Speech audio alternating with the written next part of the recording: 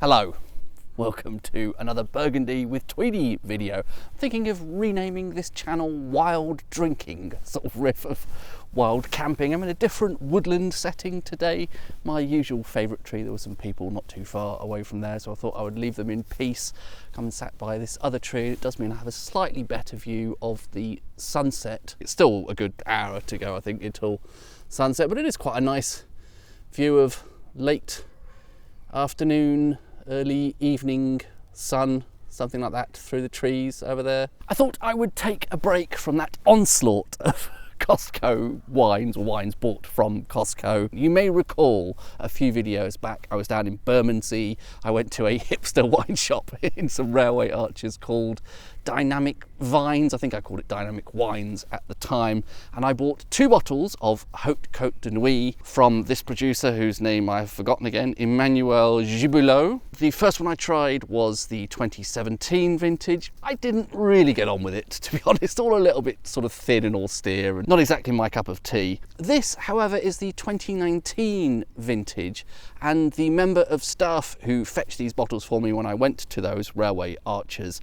enthused about this and said it was drinking very well at the moment. It's a different vineyard as well. This is called, can you see the bottle okay? This is called Grégoire. 2019, generally regarded as a very good vintage. Would it be fair to call it warm but not necessarily hot? I think 2018, 2020, both quite hot vintages.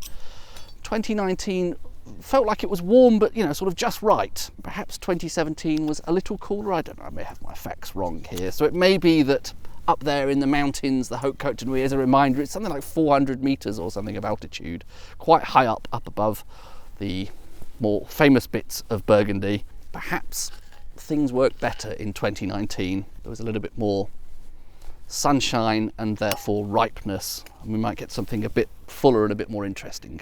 However, back to subpar stemware as I'm in the woods.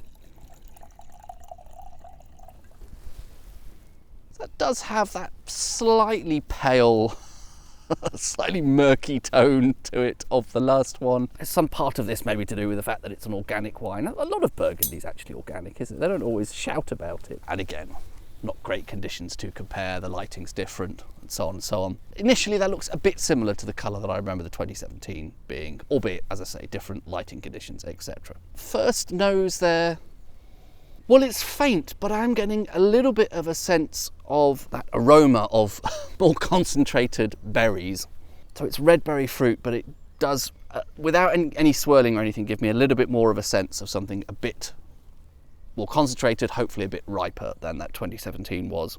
Perhaps that will change further with a bit of a swirl. Yeah, this is more promising at this stage.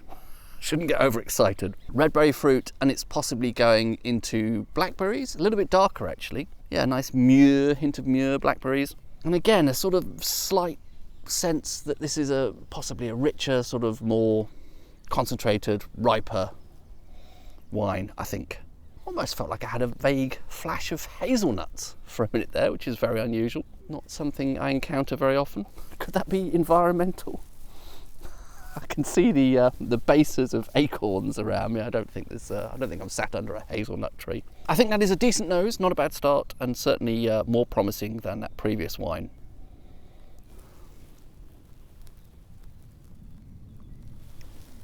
Straight away on the palate, it is richer, denser, more concentrated, and I think this is riper fruit than I was seeing in that 2017. It was all a bit austere. This is not so immediately, obviously, Hautes Co de Nuits. It's still slightly on the lighter side of Burgundy. It's certainly not a big, thick, dense, jammy sort of a wine, but who wants that anyway? There is a little bit of brambly, almost woody notes. I'm thinking, again, more of blackberries here for the fruit character, possibly a bit of blackcurrant and also that red berry fruit I mentioned earlier. Get a little bit of a sense of, leaf matter and a bit of woodiness in with that as well, which is not necessarily unwelcome, but, again, it's an organic wine and I would expect that to bring in some slightly more sort of natural character like that. A little bit of a tannic edge to that as well, I suppose, extending from that point about the slight woodiness.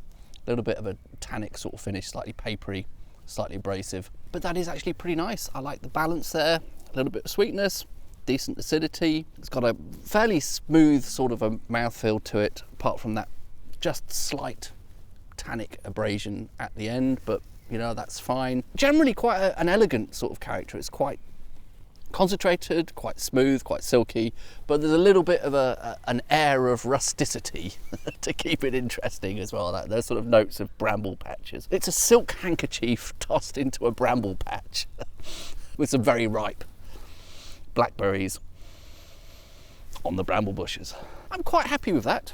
Actually, definitely significantly better than the 2017, which was a bit of a disappointment. It does seem to be a bit of a magic vintage, doesn't it, 2019? At the higher altitudes of the Hautes Co de Nuits, it seems to have provided a little bit of extra warmth compared to some other recent vintages, and that's helped achieve this better ripeness, this better richness, this more sort of dense, more interesting fruit. And yet down at the base of those hills, Burgundy proper, for want of a better word, the Côte de Nuits, that isn't quite so haute, it produced really elegant wines that weren't as jammy as its immediate neighbours 2018 and 2020. So I think that's pretty good. Still, you know, price wise, this was, what was it, 40, it was a little bit more. I'll put the price on the screen. It was in the 40 something region. It might have been 44, 46, something like that. A little bit of a step up from the 2017. Is that good value for money?